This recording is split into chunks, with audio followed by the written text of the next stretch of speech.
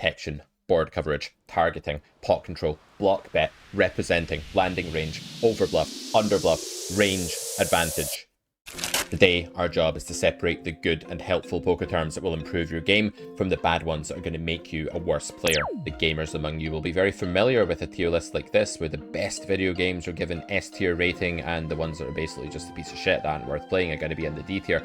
Poker concepts are no different. Some of them are godlike, they're going to change your game forever. They're a fundamental part of your poker foundations, while others, let's just say, I don't want to name any names, but some of them could actually make your game a lot worse, right? That is a thing. I don't want to say too much now, I don't want to spoil anything, but there are concepts like this that can make you a worse poker player if you use them without fully understanding what's going on. But yeah, I won't give any examples. It's Black Friday, and it's not just any Black Friday, but the best value Black Friday we've ever run at Carrot Corner. Not only can you get the usual everything for 25% off as we run annually, but you can also pick up the Golden Carrot if you are new to the Carrot Corner learning waters. If you're ready to embark on your poker education for the very first time with Carrot Corner, you can get everything we do. That is all of our premium courses, including the Carrot Poker School, Weapons of War, Cash Injection, and permanent access forever to the subscriber library. You get it all in one for one giant saving, and get 25% off. Black Friday deal does apply to the Golden Carrot too. Check it all out at carrotcorner.com. Let's get down to it. Let's tier these poker concepts and separate the good from the bad.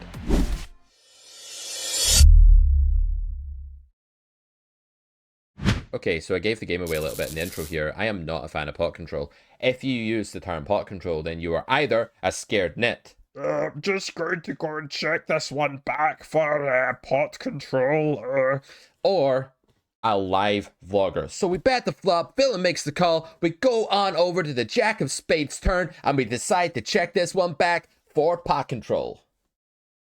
And you don't really want to be either of those types of people. All of the live vloggers are really infuriating because they just throw around the most useless and annoying poker concepts and use them as sole justifications for things. Apart from Gazzy B, my guy, who actually quite like. But that aside, I'm sure there are other live vloggers that are tolerable too. But yeah, I do see this a lot, and it's especially prevalent in the live community. And pot control is one of these thought processes that's going to ruin your game. Here's the deal with pot control. It's actually completely redundant, because once you understand how equity works vis-a-vis value betting, like if you've done grade 1 lecture 2 of the Carrot Poker School, you will know that there are 3 classifications of value bet. You have mandatory value bets, which have to build the pot right now. It's too urgent for them to check for reasons of SPR, hand strength, investment ceiling, how good they are, how big they want the pot to be. Then you have optional value bets, which are good enough to value bet for the sizing you have in mind. You can value bet, but in game theory, it's not a mistake to check. It's not so urgent, or maybe you're out of position and can spring a check raise in some spot, so you don't have to. And then you have prohibited value bets, which are value bets that are basically polarization errors because your hand is a made hand, but it's too weak to actually bet for value. Once you're getting quite decent at equity thresholds and where hands are capable of value betting and where they're not, you will no longer need an idea like pot control. Because what does it really mean to say I'm going to check back for pot control? Bear in mind, people use this concept basically exclusively with made hands. It means that they're not strong enough to value bet. So why don't you just say my hand doesn't have enough equity to value bet here, or I don't have to value bet here, and I'm not going to because of this exploit. As soon as you have a concept that can be applied to any hand, basically, that's not the nuts in any spot, you know you're dealing with a uselessly vague concept. Pot control, you can basically use any time you want. You can say, I'm going to check the flush draw back on the turn for pot control. I'm going to check the flop out of position for pot control. I'm going to bet the river smaller for pot control. You can do it any time you want. So it simply must be a useless concept. Let's stop using pot control, guys. It's one of the worst poker concepts ever. And if you use it, that's okay. You can just stop using it and then you might deserve to play the game. Let's move on.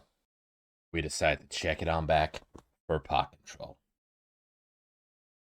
The next concept is one that you've heard of, that you use probably daily. It's very, very common, but how good is it? That concept is protection. Where should we place this? Is protection S tier? Is it D tier? Pause the video, have a think to yourself, or don't pause the video because it's a lot of effort. But I think this is a useful poker concept. I think this phraseology of it, protection, is not the best way to phrase it. You guys know that I'm a bit of a pernickety semantics guy, right? I'm the guy that gets accused of inventing poker terms that are slightly different from ones that already exist, but I think I'm improving them, you know? I think I'm some kind of revolutionary, of course. And I call protection denial. And I'm not saying I'm the only one that calls it denial. And maybe I'm in denial about how important this distinction actually is. But protection comes with the sort of caveat that it feels like you have to do it. If you need protection, then it feels like you need to bet, right? Like if you're going into battle, you need a suit of armor, you need to be protected. Protection is essential, right? If you are going fencing, you're doing fencing, playing fencing, I don't know what you call it, but you have like a mask thing over your eyes to stop your eyes getting skewered by the lance thing, the fencing sword. You kind of need that, right? You don't want to go fencing without that. But in poker, there are spots where you can bet, and protection is one of the elements that makes your bet okay, but it's not the sole reason for betting, and it's not enough in and of itself. So the problem with protection is a lot of the time you don't actually need it. It's a little bonus, and there are other factors that weigh into things as well. So for example, if you have like a semi-vulnerable hand, like top pair of nines on a 9-high board with a bad kicker, and you're against like an aggressive recreational player, you might bet there, and if you do, you get protection. But if you check, if they're leading the turn like 100% of the time, you're better off checking, right? In that hypothetical, to get them to bet with the random stuff in their range. And yes, in the process, sometimes they get there with a random overcard that would have folded to your flop bet, but you don't need protection. It's a factor in the game tree. It's what we call a secondary reason for betting. It's not primary, like value or bluffing. These are the only two primary reasons for betting. But it is a thing that carries quite a lot of clout, especially when you're multi-way and there's more overcards against you folding, or when you're on a really low board and you're also combining it with value. Sometimes you can even be betting for a three-way mix of value, bluff, and protection on the turn, because they're folding a better hand, calling with a draw, and then folding some hands with equity. Protection is useful, but with this formulation of the word, I think it's a little bit misleading, and it's overblown, and people think of it as a primary reason when it's not. So overall, I'm going to give this a B tier rating to sort of compromise here. Next one we're going to look at is a Carrot Poker School concept. This one is called River Blunder Theorem. It first appears in grade 2, lecture 2, I think, of the Carrot Poker School. And I'm picturing the sort of metaphor there, which is somebody that's like drowning in the river and there's like a caution blunder sign or something like that. I can't remember. There's been a few iterations of that slide. But yeah, River Blunder Theorem is the idea that when you reach the river with a much stronger range than your opponent has, and furthermore, you have a very low showdown value part of that range, maybe no showdown value at all, you need to bluff. This is a concept that many people miss. They're not aware of it. It manifests itself mainly in the line where you call the flop c-bet, turn goes check check, and then the board doesn't run out in a way that's like really good for the c-better's range. And the out of position flop caller there actually has to bet the river, because when they have nothing, they have a range disadvantage and they're getting more fold equity than they would need to break even. In solvers, you know, when you're in these lopsided range spots where the caller on the flop's range is much stronger than the c-better's range after turn goes check check, that flop caller then needs to just bet the river as a bluff when they have nothing, because they're getting folds at a higher frequency than they would need to break even. So bluffing is inherently profitable in River Blunder Theorem spots. Is this eloquently named? I don't know. I think it's an okay name for it. Maybe there's a better name for it, but I think it became River Blunder Theorem in our community, so we've left it at that ever since. This is one of the concepts that our students pick up, hold on to, and remember the most. We've had coaches in our subscription service make videos just about River Blunder Theorem. 2 different people have done that. Both Sebastian and Spencer have decided to do that. So it's a really hard-hitting concept that once you master it, is very, very important for your game, and I'm going to say that this is an S tier concept. It could be that it could have a slightly better name, but what it represents is one of the most misplayed spots in the game when you're first starting out. It's very important to get this one right.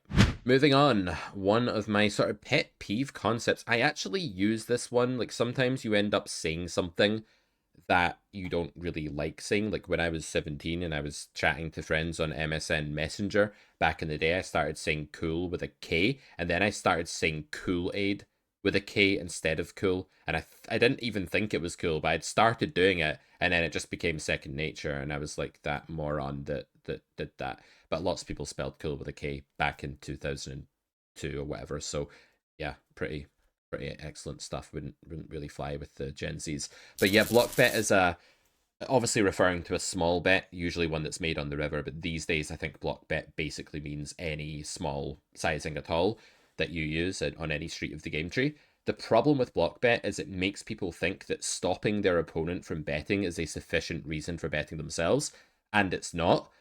The upside of this is that it does have the bonus sometimes of humans reacting badly to it and under raising and not applying enough pressure, not putting you in the blender enough after you block bet, and so that connotation does have some validity in the exploitative domain.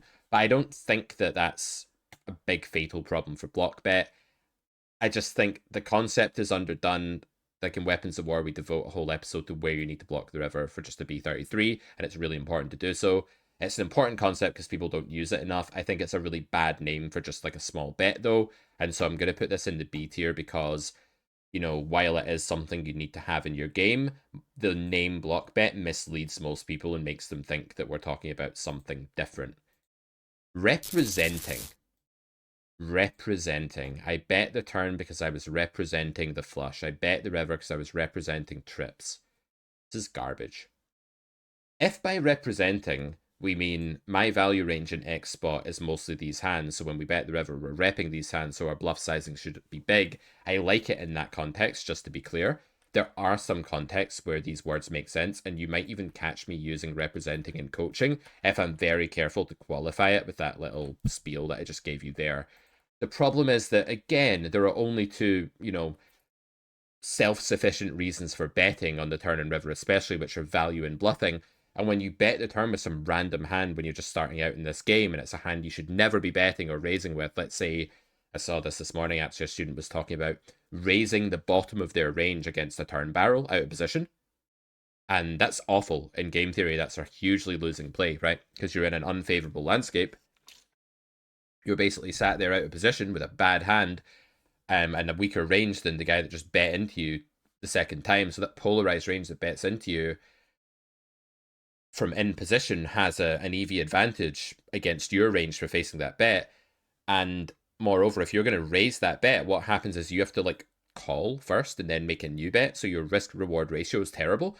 So to cut a long story short, just to say I'm representing a flush when I do that, or I'm representing two pair when I make that raise, doesn't make it okay for you to raise an absolutely hopeless hand, and it wouldn't make it okay for you to raise a hand that was too thin to raise for value either. There are still standards in that spot about what you need improvability-wise if you're bluffing, and what you need equity-wise if you're value betting, and to say you're representing something doesn't in any way move the needle as to whether your bet is okay or not. So this is garbage. It usually has absolutely nothing to do with EV whatsoever. And in the few cases where it does, it's talking about a more advanced thought process where you're thinking about the types of value hands you would have in a certain spot to then build your bluffing range accordingly. And it starts to go into the waters of trying to construct a solid game plan and balance and stuff like that. But I do think it has a place when you're trying to talk about range construction. Unfortunately, it's usually used as a self-sufficient reason to justify something bad, and it is absolute nonsense in the context of just I'm betting one specific hand to represent something. So gonna have to put this in D tier. Blockers. Blockers are definitely harmful to your game for the majority of the first few years of your poker career. A student asked me this morning, I don't understand blockers. What's happening here with this river spot where the Queen of Clubs, Jack of Clubs is never betting the river, but the Queen of Diamonds, Jack of Diamonds is, and there are actually no flush draws that came in or even bricked or anything, and it's just a really weird anomaly to do with some exact range construction thing the solver's doing on the flop.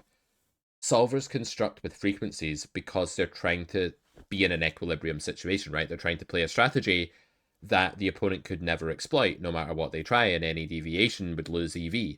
That's the idea. It's very much like going into your shell, and the frequencies that are used to reach that equilibrium strategy, that solver output, are kind of arbitrary in real life in a lot of spots. And it's EV that is the be all and end all, right? So when we start thinking about blockers in these really meta situations where a certain hand is used at a higher frequency than another one to stop the opponent doing a certain thing with the suits in their range and gaining extra EV there, we're in this kind of fantasy land. We've gone down this rabbit hole of nonsense, and we need to be super careful. There are spots where blockers matter, and in grade 1 lecture 10 of the Carrot Poker School, I actually show you all of the spots where blockers do kind of matter so that you can learn those patterns and ignore the rest. These are things like when you have a turn barrel on a flush draw turn and you have the ace of that suit. That's much better for barreling the turn than not having the ace of that suit. So you'll see like ace of clubs, 6 of hearts, barrel the turn on a 2 club board with just an overcard ace high because it has the ace of clubs. And then, ace of diamonds, 6 of spades won't do that, for example. So there are spots where blockers matter. I would always recommend looking at the EV view in your solver, not just the strategy frequency view, and trying to figure out, is this something that's going to have real life application? Is it such a broad concept that it applies against humans? Or does it require an absolute psychopath like Pile Solver 3 to go in and like build a strategy that's exactly dependent on certain suits being used at certain frequencies when it's not even the case that there's like a flush completing river or something like that? Yeah, you want the ace of hearts if you're going to go all in as a bluff on a flush completing river probably for 2x pot, but no, we don't really care what suit we have on the turn when we face a check raise and need to defend at a certain frequency with top pair. Like that's where we're just not going to worry about that so much for the most part. I'm going to put blockers in C tier because I do think they have some use, and as you become more advanced, there are actually spots where you need to know what they are. Like in grade 3, we talk about you're going to bluff the river with a certain combo and actually be winning in game theory, like quite severely, because you unblock the folding range, while another combo is not going to do that as well. So, blockers and unblockers, they do have their place, but for the start of your poker career, when you don't understand how EV works properly yet, and you don't have a good framework of ideas, using blockers is absolutely the wrong thing to care about. They're going to preside over small EV swings. They're going to be much more important against stronger players than against weaker ones where you're just exploiting with your hand against their range. And they can get you into a lot of trouble if you're digging down the sort of meta solver versus solver suits rabbit hole or something like that. So do take blockers with a very large grain of salt. I have been accused, ladies and gentlemen, of making up poker terms. The evil troll demons that haunt my YouTube channel like to say things like, this guy just makes up terms because he can't actually play the game. And I say to those people, shut up. Also, here's one of my favorite terms that I made up. It's called landing range. Editor, can we have a celebration for landing range? Let's do a little dance. Some music on. Dance to celebrate the fact that we made up landing range. The main criticism of the troll demons in this situation is that it's just range. Landing range just means range. And in a way that's true. A landing range is a range, but it's not synonymous with the word range. And to see that, consider the following. By the way, this isn't C tier, I've just left it here accidentally. When we're on the river, we land with a certain range, and then we bet with a different range, and then we get raised, and then we continue with a different range still. Landing range is our initial range for getting to a street. So if I bet the river, and you say, your landing range for betting is blah, blah, blah, that doesn't make any sense, because the landing range is the range that you first initially arrive with on that street. Landing range is very useful, because when it comes to bluff catching, just for example, there are other uses to this too, but when it comes to bluff catching, you will want to compute not just how natural it is, how aggressive the opponent is, how likely they are to have that thought about bluffing and to follow through with it, but also how many combos of bad showdown valueless awful hands they arrived with in the first place, because the more air they got to the river with, the more easy it's going to be for them to over bluff. So landing range is about their range upon arrival on a certain street. Their bluff frequency is going to be their bluff combos divided by their value combos plus their bluff combos, right? That's how often they're bluffing. But the more combos they land with in the first place on that street, the harder it's going to be to keep that ratio down and to not be over bluffing. Whereas when you land with a range where you don't really have air and you need to turn pairs into bluffs, for example, you're going to be bluffing way less often and probably under bluffing if you're just a mere normal mortal poker player. So landing range is really important. To get you thinking about what someone's range was before they took an action is a really great way to illuminate what their frequencies are likely to be and their imbalances are likely to be after they took an action. So landing range, I think, is really key. I think you should incorporate it into your thought process, start paying more attention to it, especially when you're looking at the range construction of your opponents or you're trying to avoid overbluffing yourself or something like that. I'm going to put this in A tier. I do think it's dispensable. You could do without it, but it's really helpful Basically, I'm just going to put all my concepts in A and S tier and put all the other poker concepts that the live vloggers use in the D tier. Yeah, that sounds like a good idea. Let's move on. On a similar note, we have the concept of overbluffed / underbluffed. This is S tier. It's not my concept, and I'm not going to take any credit for it, therefore, but I use this all the time in coaching. When a student comes to me with a hand that they called on the river, and they have some argument about MDF, how much of their range they would be folding if they folded a hand, that kind of thing. I'm going to speak about MDF in a minute, by the way. They're going to be usually on the wrong track, right? Because in real life, you're not playing against a solver. Calling the river is either really winning or it's not in most situations. Most spots are either overbluffed or underbluffed. Against humans, there are some spots where humans are bluffing at just the right frequency. That's usually like a broken clock being right twice a day.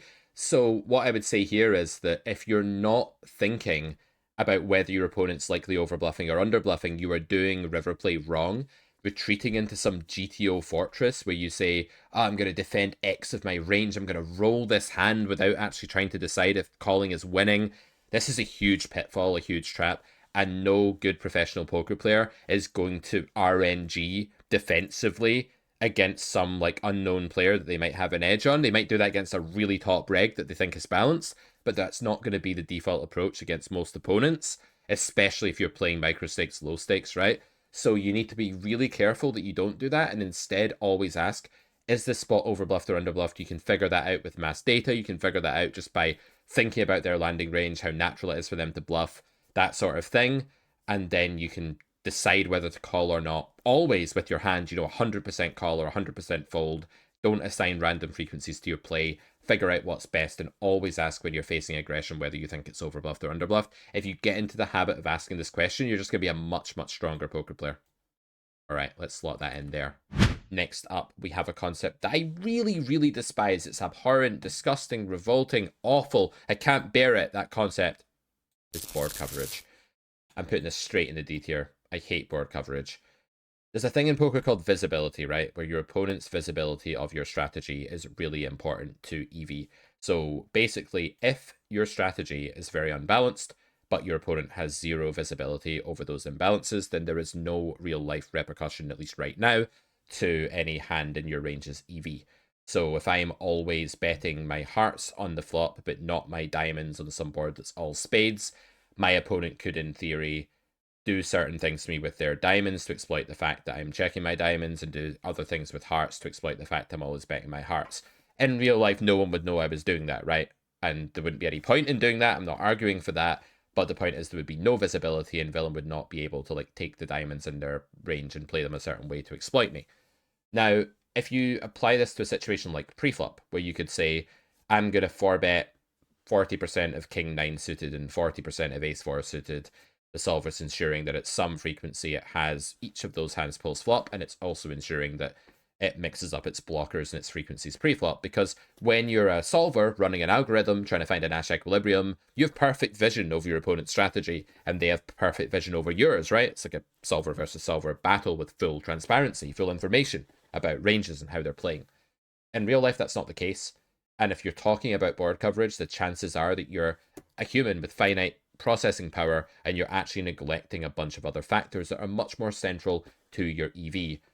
Your range doesn't actually matter in a vacuum to the EV of your hand. What matters is what your opponent thinks your range is, or thinks population's range is, or something like that. So if you're playing in a certain way that's really exploitable, but your opponent has no idea you're doing that and isn't trying to exploit you by punishing that strategy, then there is no repercussion for you playing in that way. And if you think that's the best thing to do with your hand against your opponent's range, then you can go ahead and play that way. Obviously, you have to be careful that if you're playing in a certain exploitative way that is predictable, and let's say, for example, you're not protecting your flop checkback range against a good reg who expects pool not to protect the flop checkback range, then yeah, you might well be getting exploited. Board coverage is so useless because it's not even about balance in these key spots. It's just about having coverage of certain textures later. And while that might be a luxury afforded to solvers in GTO that have infinite processing power and can perfectly balance or something like that, it's just not relevant when you're learning the game. There are so many more important things to care about. And if you do find yourself doing anything for board coverage reasons, then you're probably neglecting other factors that really matter. So this one goes in D tier. You could straight out eliminate it from your full vocabulary forever, and it would have no adverse effects.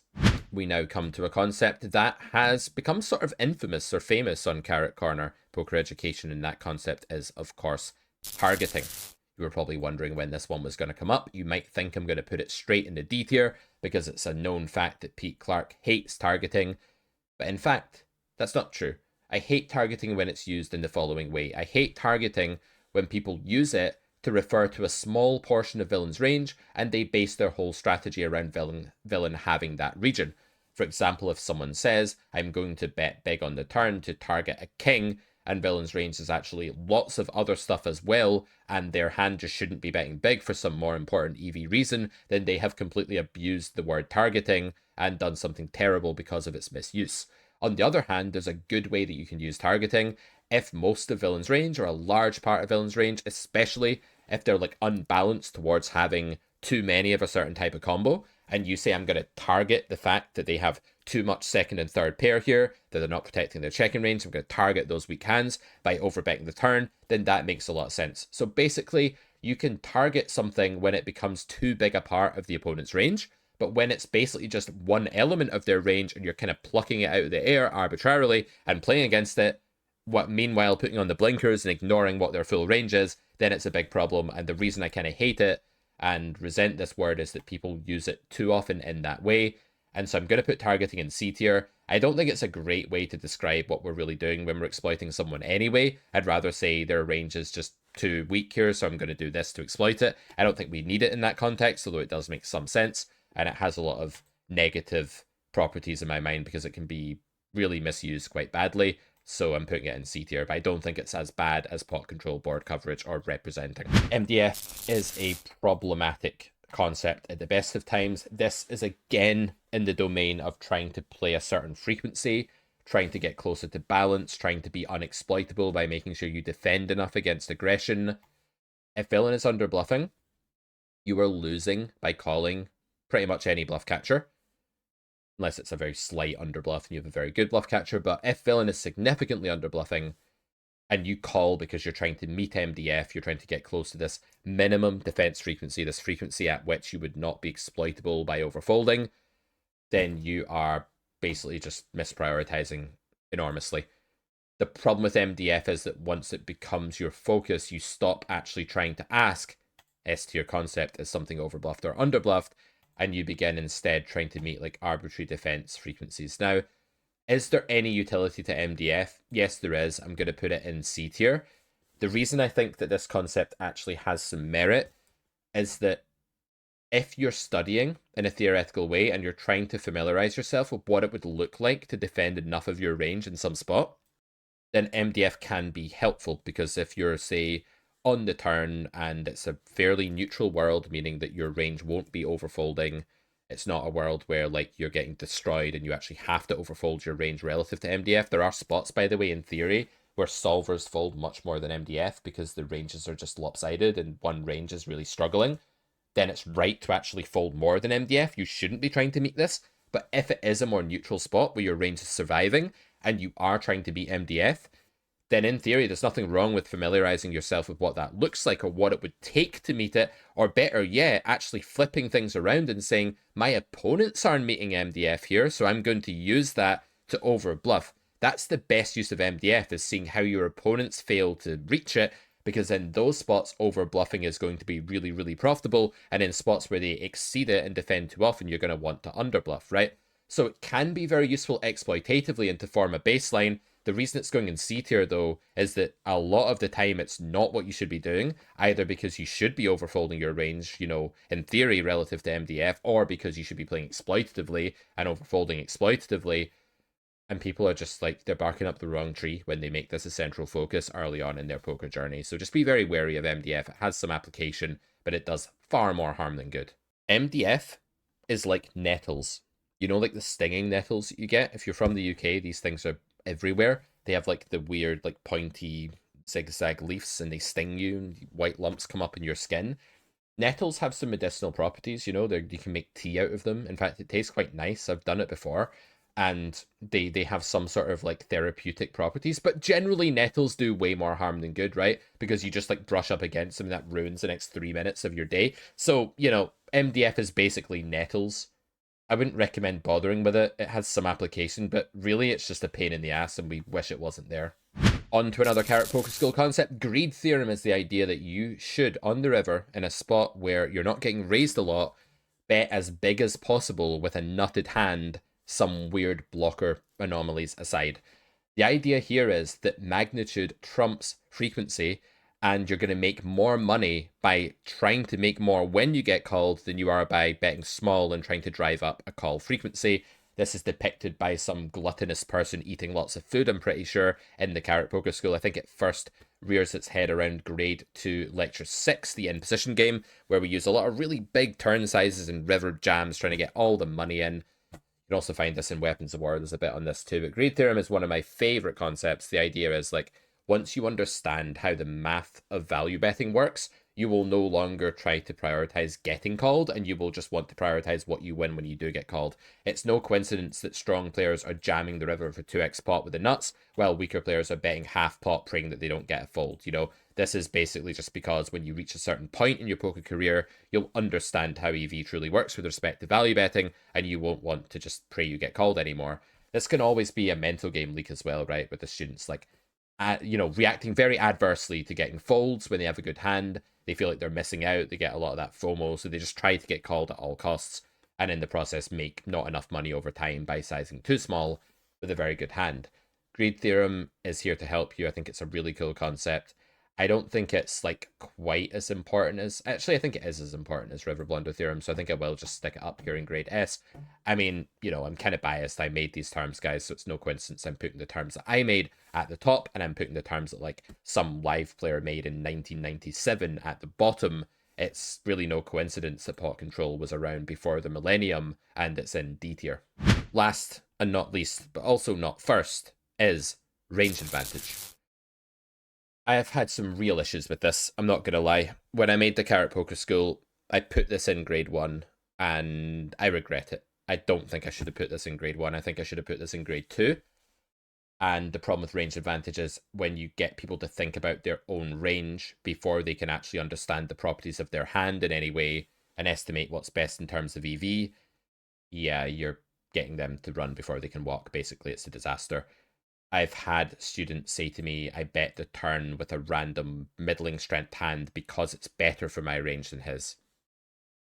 The problem with this thought process is that range advantage is not a sufficient reason for betting. It's not value and it's not bluff. It doesn't talk about the EV properties of your hand taking different actions. Your hand always comes first, and you should play your hand in the context of understanding what's going on, range versus range. But initially, you don't even need to do that. Initially, you can understand just playing your hand against your opponent's range and trying to maximize EV with it. And once you get good at that, you can start learning about the implications of range advantage. For example, in game theory on the flop, range advantage causes your fold equity to go up. Oftentimes, people are folding more than MDF in a solver when they have a big range disadvantage and you have a big range advantage, because, yeah, you have to do that when you're taking the worst of it. There are just too many hands in your range that would be negative EV to continue, so you just have to do that to survive, to maximize your EV, or to minimize your losses, you could say. So when you understand that you can range bet on a flop or bluff a turn with low equity or something like that because of a range advantage, and it comes down to having higher fold equity basically, then you can start to use that in a kind of cautious way where you're like, okay, this is a range advantage spot, so I can probably drop a lot of the usual requirements here for bluffing, and I can probably bet with just like this one overcard to the board, because it's a range advantage spot where I'm promised a lot of fold equity in theory. That's totally fine. But what's not okay is to do things because of range advantage. A lot of these concepts are not bad if wielded by the expert, but they're dangerous in the hands of an amateur. It's like if you were like a surgeon and you had a sharp scalpel in your hand, that's not that dangerous because you're a surgeon. Like, I don't mind so much if you're going to cut into me with that if you know what you're doing and you have my best interests at heart. But if you're a random maniac on the street with a scalpel, I'm going to stay the hell away from you. So, like, the poker beginner or even intermediate player holding range advantage is a bit like I don't know, like someone who's not trained in detonating bombs, holding a bomb or something. Because like once you start using this as an excuse to do stuff, you're just going to do bad stuff all the time by citing something that doesn't actually affect the EV of your range and your options against your opponent's range. I'm going to put range advantage. I hate to do this, guys, because it's a part of the Carrot Poker School. And when you understand it well, it's actually really important and it's a really good thing to understand. I'm going to put it in C tier because it does so much harm and so little good for the beginner. I don't mind if you want to skip grade 1 lecture 6 and actually do it when you're working through grade 2. Just a little tip to you if you're working through the Carrot Poker School. That is my only regret basically about the whole school. And I thought I'd be honest about it when we're covering this term. I would put that later on in the course because I've seen the damage it can actually cause. I've seen people rock up, you know, bright-eyed and bushy-tailed and doing stuff because range advantage. It's just horrible stuff to do. So be cautious about using this term, you know, don't just jump in and use it. If you've enjoyed this video, we can make loads more like it. I'll take this final opportunity to remind you that the Golden Carrot, all of our products, Carrot Poker School, grades 1, 2, 3, and E, cash injection, weapons of war, and permanent access forever to the subscriber library, or at least until like the world ends or the internet goes down or we destroy ourselves or something like that. It is yours for one super high value discounted price, and we're running 25% off site wide, and it does apply to Golden Carrot as well. So great time to get involved with Carrot Corner content. Running that only until the 4th of December here at Carrot Corner. Click the top link in the description to head over there and see what we can offer you. And in the meantime, do internalize this tier system. Do try and avoid the terms at the bottom of it, especially if you're new to the game. Do learn the terms at the top.